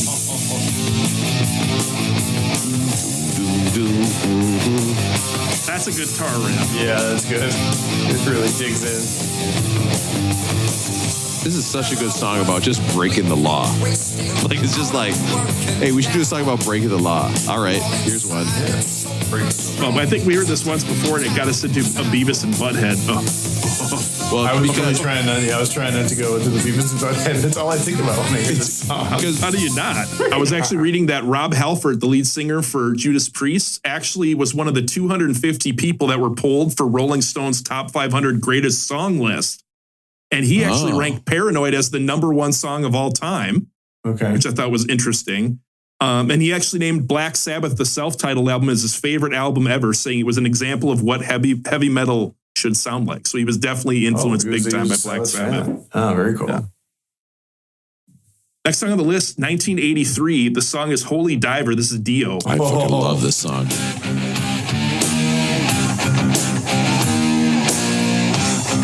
His voice, Dio's voice is so crazy good. Oh, this is great. Now, Russell, did you find out what the song is about? I have no idea what it's about. Because the cover of this album is a priest chained to the rocks and an ocean crashing around him. And I was like, this doesn't make any sense to me at all. It is a bit confusing. I would figure it's just like a goth-looking person who's out diving for clams or something like that. I don't know. What do you think? And Aaron's like, excuse me, can I talk to you? Oh, you also sell knives? Okay, I'll take 3. Thank you very much. So did you guys know Ronnie James Dio, the frontman for Dio, he was actually in Black Sabbath? I thought he was. In 1979, yeah, Ozzy got fired for drinking and drugs in 79. And then Ronnie James Dio comes in as their lead frontman for like 3 years. Then he gets fired. And then he comes back and he plays with them later. He joins them later. And actually years later, I think it was in the 90s, they were on tour. He was touring with Black Sabbath and they were opening for Ozzy and he refused to open for Ozzy.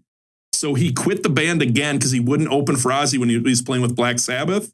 Wow. And then Black Sabbath replaced him for 2 shows with Rob Halford from Judas Priest. Oh, man. Time is a flat circle. Whoa. Isn't that nuts? Oh, man. Wait, so he opened for Black Sabbath and then wouldn't sing for Ozzy? Like, did he was playing with Black Sabbath on like an Ozzy tour where Ozzy was doing his own thing and Black Sabbath with Dio opened. That is and he so wouldn't open weird. for Ozzy. That is so weird to get kicked out of a band and then go tour with them. All right, next up on the list, this is a band we've heard once before. Oh, Russell, I forgot something. Yeah, go ahead. Something Holy Driver. I just cannot remember where I parked this. I tried so hard to think of something better than Holy Driver. All right, next song on the list, we were talking about thrash metal. This is much faster than Black Sabbath. This is Metallica, Enter Sandman was the one we're going to go with. Oh, yes. Yes, this is it for me of guitar riffs. See, this isn't that fast. This is when they slowed down a little bit, but there's too many Metallica guitar riffs to pick from. It's hard to choose one, right? I feel like this is the most iconic. For sure. And I know pre-Sandman Metallica fans might disagree, but... Yeah, Aaron likes him with the short hair. He loves the Mission Impossible soundtrack. The Mission Impossible song is his favorite Metallica song. New Metallica this week. I've not heard wow.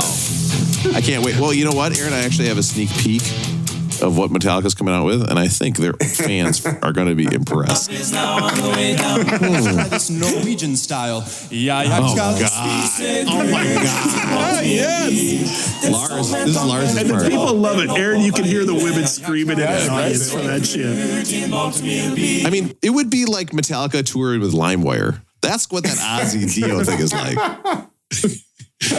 Or Napster. I didn't even get the fucking thing right. LimeWire. James Hetfield said in 2015, Black Sabbath, his favorite band of all time. Metallica inducted Black Sabbath in the Rock and Roll Hall of Fame and also served as Ozzy's backing band when he got inducted in the Hall of Fame separately. So clearly Metallica heavily influenced Black Sabbath, right? Oh, yeah. I think all these guys are. Well, you know who else? Remember, we talked about this band once before. This guy also played with Metallica. He went on to lead Megadeth, Dave Mustaine. This is Symphony of Destruction from 1992. I wonder what was on the cover of this album. I'm going to guess there was a skeleton. I was going to guess symphony conductor. No, probably not. Who's a skeleton? Conducting the Air Jordan symphony. I played the xylophones on my ribcage because Rob can't think of another pun having to do with music and diving. Mustaine also really influenced by Sabbath. They actually covered a Black Sabbath song on a Black Sabbath cover album. And he said, Black Sabbath was one of the most bands that I heard first when I started listening to metal. I was so immersed in the music really early in my life that it became a way of life for us. So Black Sabbath definitely influenced on Megadeth too. Yeah, wow. Final band on the list. I feel like this. In some orchestras, they play the cello.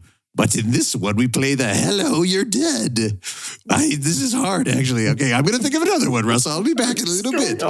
This is the Crypt Keeper from Metallica, Symphony of the Night. And I'll be back later. I just need to find where I parked. I know I parked my car somewhere. Where was it? Is that a Tales from the Crypt? Yes, it's Symphony of the Night director, is like every other Megadeth album cover. That rocked and scared me. Rob, you might remember this. I remember watching like Tales from the Crypt as a kid, and there would always be some sort of like somewhat vague reference to sexual stuff. Like there'd be a stripper, or he would always be real creepy about that, wouldn't he? Yeah, he's like, I look into their windows at night. And that's okay because I'm already scary. I'm the Crypt Keeper. They call me the Slit Peeper because I'm looking through the slits in the windows. Oh boy, this is actually hard. I got to give a lot of credit to the people who write for the Crypt Keeper. They're dead funny. Oh no. I can't just put dead in front of things. Okay, I'm going to think of one orchestra led by the Crypt Keeper joke by the end of this list. Orchestra Crypt Keeper. Yep. Russell, none of this can get cut. Okay, we got to leave all this. Last song on the list, I feel like, Matt, when you were talking about whether you were into metal, I feel like you might have been into this band. I could be wrong, but this is Rage Against the Machine. The song's Bulls on Parade. Oh, yes. For sure. Now, here's my question. And I'm going to sound really dumb. Is this a metal band? Oh, absolutely. Is it? Is it like this is almost a new metal. I think it's like metal and hip hop, right? I actually was reading a quote. I think it's Tom Morello. Is that the guitarist? Yeah. Yep. So, and he was quoted at one point. He was really influenced by Omi and Black Sabbath. And is it Zach De La Rocha is the lead singer? Is that right, man? Yep. So he actually said once, I don't care for Black Sabbath, but Tom Morello also really doesn't care for the hip hop riffs that I bring, but somehow we put them together and it works really good. So yeah. That is a great riff, though, that they're playing, Russell. And I would say that was not just a great riff, that was a great list. Great list.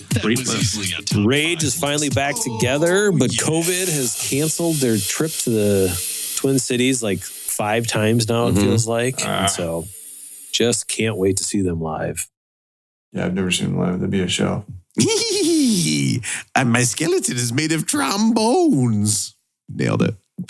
You didn't think I was going to get to an orchestra Crypt Keeper pun, but I did. Now, I noticed you guys haven't come up with any orchestra-based Crypt Keeper puns, so let's think about it, okay? Let's all try to have one by the end. Try to get up to your level.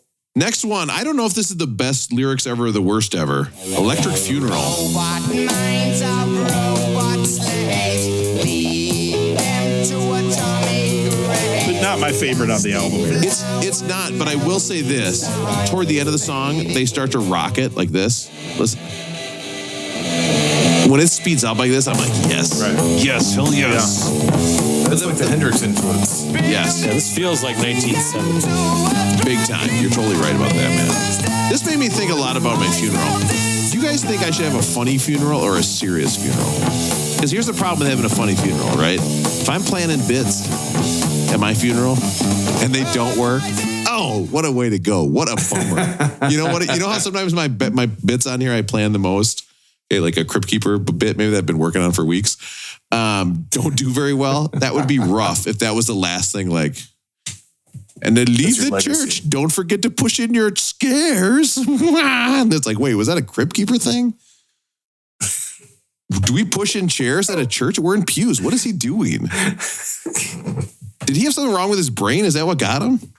What? No, he died on the toilet eating a barbecue sandwich? Rob, what would you think if people came to your funeral and they did all your bits but didn't give you props for them and just acted like they were owned? That like I will go up there and I say, hey, I just want to lose enough weight that I can cheat on my car aficionado. Oh my God. And people are just fucking roaring laughing, but they think it's my joke and not yours. You're stealing my bits? Yes. What would you think of that? I would haunt you from the grave. Can you imagine if I was the one haunting you? That would suck. Because I'd just be watching. I'd be in that bathroom right away. That'd be the first place I'd go. I was going to say, if you were, I don't think any of us would be the ones that you'd be hunting if you had the ability to hunt. Yeah. This was going to be part of my rolling going. We go to a swim club now. And so I'm back into locker room culture, and I can't. Every time I see a naked dude, I think of Rob. I'm always like, I bet Rob would be. I can't. Why? Because I just think about like what Rob would say about this naked guy. Oh no! Because you said you'd be peeping, Rob. Well, I told you, Aaron, if you and I switch bodies, and the first thing I do is get naked and look in a mirror and see what I'm working with. All right. Aaron's really good at this. Hand of Doom. This is a fun song. So we've had a lot of Nuclear Annihilation songs. This one's about GIs coming back getting hooked on heroin. Oh, God. Yeah. But this, again, listen to this switch to the higher tempo, harder stuff. Listen. Kicks ass. You push the needle in.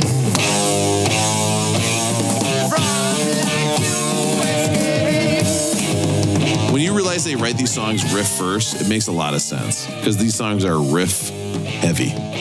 Unlike I this was podcast. surprised at people. I guess what is it? Is it maybe it's the Apple Music description or the Rolling Stone description that says like nothing signified the death of the Summer of Love or the death of the 60s like this album, but they're still sort of aligned with that leftist counterculture vibe, right? They're just doing it.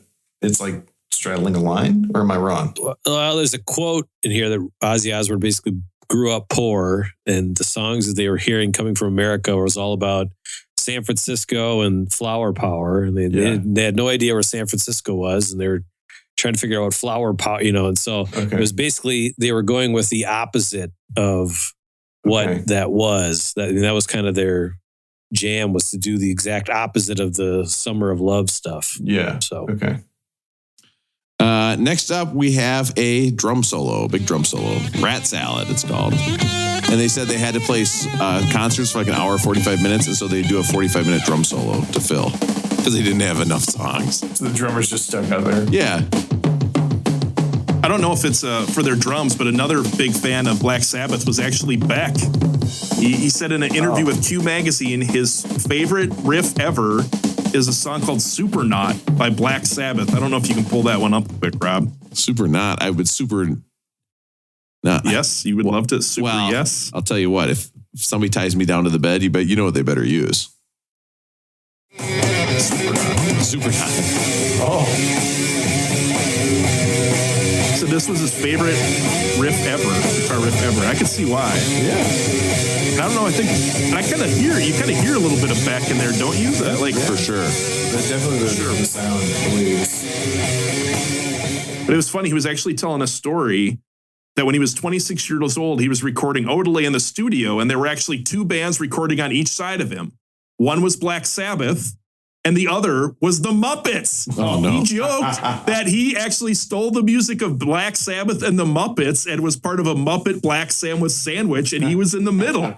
Isn't that crazy? That's Russell's dream, is to be in the walls between the Beck and the Muppet recording. Yeah. Well, my dream even takes it further because our guy Ozzy actually covered a song Born to Be Wild with our favorite Miss Piggy. This is Ozzy with Miss Piggy doing Born to Be Wild. It's whatever comes our way. Oh, that's beautiful. Yeah, darling, gonna make it happen. Take the world in a loving embrace. Oh, yes. Fire oh, yes. That one explode in space. I like smoking light. That's all I got.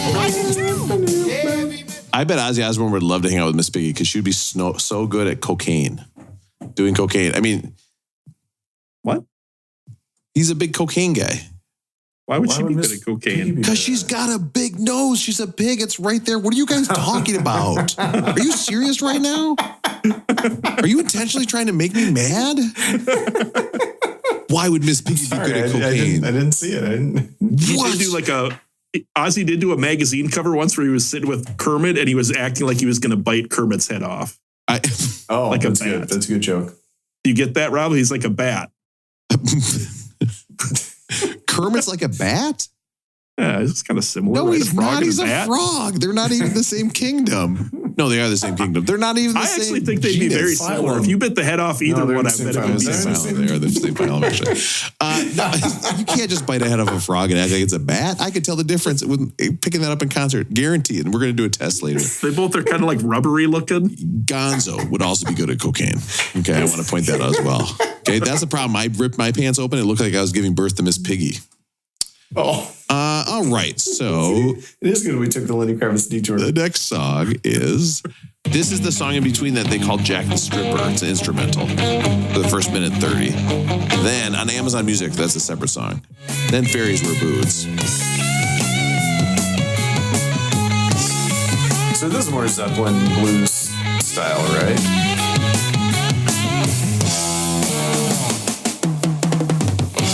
Oh, man. Yeah. Rob, if you want to jump to the head of the end of the song, I think I gave you a time cue. You guys got to hear this and see if you recognize it.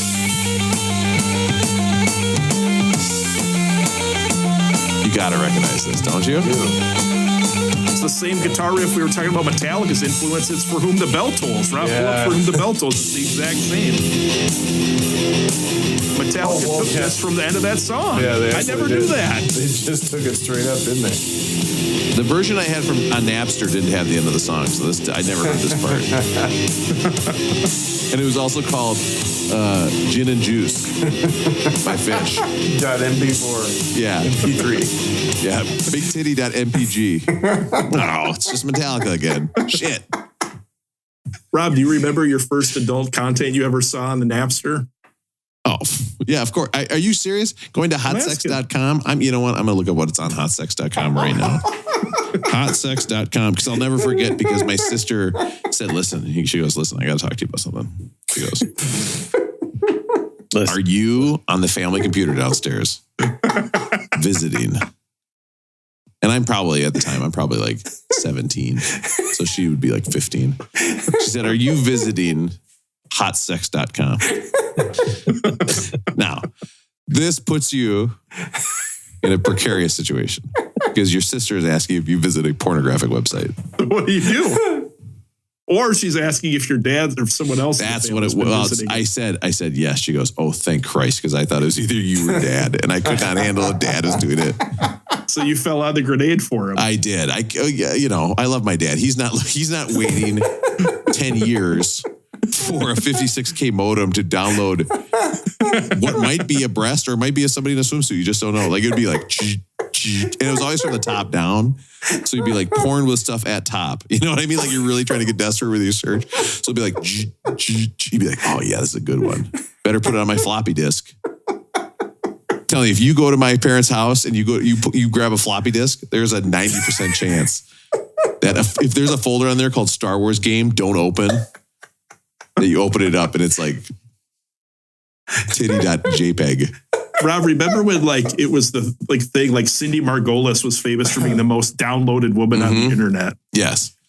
Yeah, I know that because I had a subscription to Maxim magazine as well, Russell. I did. A true gentleman. I thought girls would like that when they saw they're like, oh, he reads Maxim. He must be a refined person. Did that also go to Dr. Roberta Ward? No. That's Doctor. Let's see what's on hotsex.com right now. Yep, enter. Yep, just what I expected. It's pornography. All right, so that is it. Let's get into the rating system. Now, I remember, did you see how fast all those pictures came up, though? How it was fast and instantaneous? Not part of it. Web 3.0. I'll tell you what. You know how I said that jerking off outside would be tough? Like, that's the final frontier? Yeah.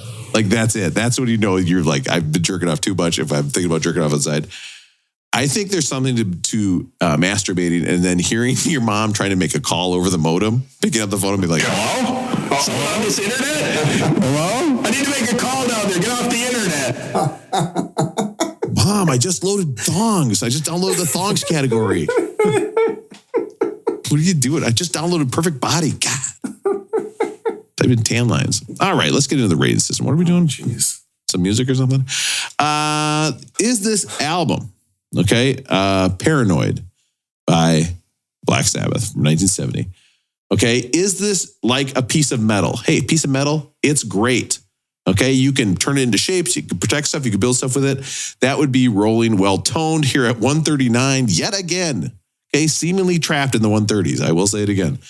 Is this album, okay, the best kind of metal? And that's a metal that is very, very heavy. And I'm realizing I should have done this at the third one. It's the big reveal because this is kind of the bit I was doing. Shit. Or metal that's very, very hot, like a honing rod. You're gonna poke it's a honing rod. Honing rod. Do you want to buy it? Yes. Oh, wow. I can't believe it. That would be heavy metal. That would be good. That would be Rolling Bone, right? Rolling Bone should be higher on the list. Oh my God. Okay, wait a minute. If it was like heavy metal, that would be good. So it would be higher on the list. It got Rolling Boned. Or would it be a Rolling Groan, just like light metal? Can you imagine a light metal? Oh my God. Aluminum. Titanium.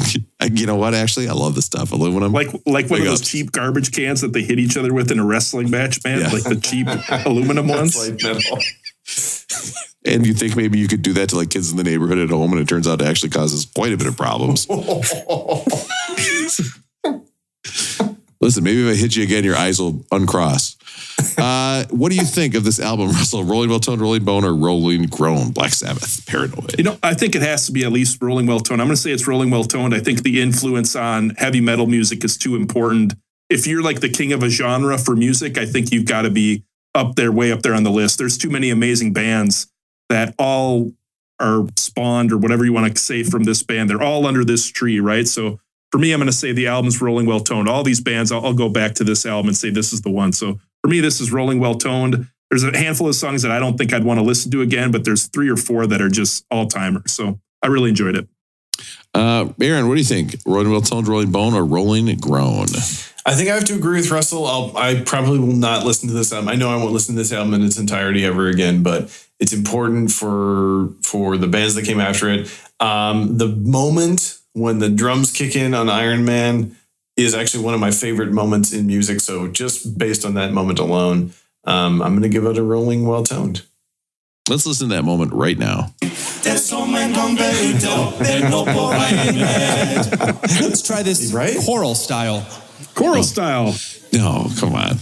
Oral style. Wait a minute. Oh. And look at. Do you see who's creeping in? Do you see who's creeping into the side? I'll give you a hint. It looked like the Crypt Keeper when he was a little younger. Not much. It's Garrison Keillor. Looked like the Giant. Aaron, I didn't realize the Limestones have a conductor. Well, they don't. They're doing it choral style. Yeah. Oh, so only for this one. Yeah. Russell, let's hear it. Oh my God, Russell, you're at the Limestones now. I thought for sure Garrison was going to hop in and sing with him. Now let's finish this. Yes, we'll eat cream of wheat in a multi-meal town. Russell, you know what? I'm watching it. I'm hooked. It's a cream of wheat episode. Can you imagine being on the Limestones that graduated the year before being on Garrison Keillor's show? He'd be like, fuck. Shit. I played at Bo. These guys are playing for Garrison Keillor. Damn it. Maybe that year they got to open for the band that did Big Balls in Cowtown. Big Balls in Cowtown. I pray I can open for Citizen King when they open at St. Olaf twice somehow. Hey, what big band should we open the pause with? A brand new thing. We should. Oh yeah, Citizen King. Ludi with the let out or whatever it was. Matt, how you rank the album? Just terrible. I'm right in line with you guys. I'm going to go Rolling Well Toned. Just the influence it had. I mean, I don't think I'll come back and listen to a couple of the songs again, but I'm not going to come back and put this album on ever again. But it certainly deserves its place in history. So Rolling Well Toned. So you say it's like a Winamp album, Matt. You'd pick 3 of them, put them on your Winamp list. There you go. Oh, for sure.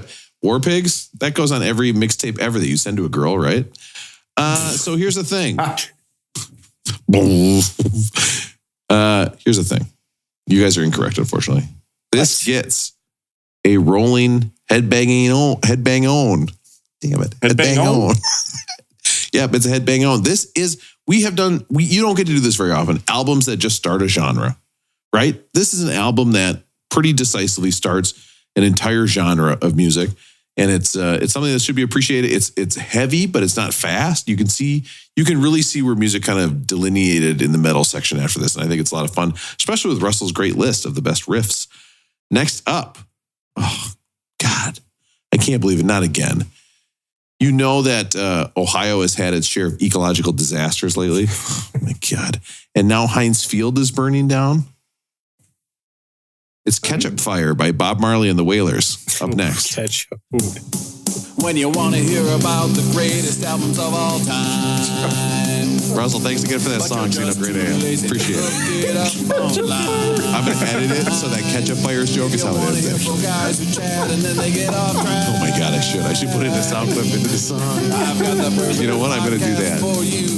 Dang, Rob, that's a good idea. Beck did it better. What was the idea, Rob? I'm going to take my Ketchup Fire's joke and edit it into your song. So it's going to have a sound clip from this show at the end. But then we'll have already heard it, but now you're talking about doing it. So, man, this is a loop. You're all the way. Maybe, Rob, maybe you could take the song, put it in at the end, and then instead of your splotch, splotch waterbed sound, you can add your honk, honk from the missing car horn. At least get a little horn or a ding before we go. Yeah, I'm just looking to see where I push that button. I know I put that button somewhere. Where is it? It's time to say goodbye. Don't get caught in my snare drum. The Crypt Keeper.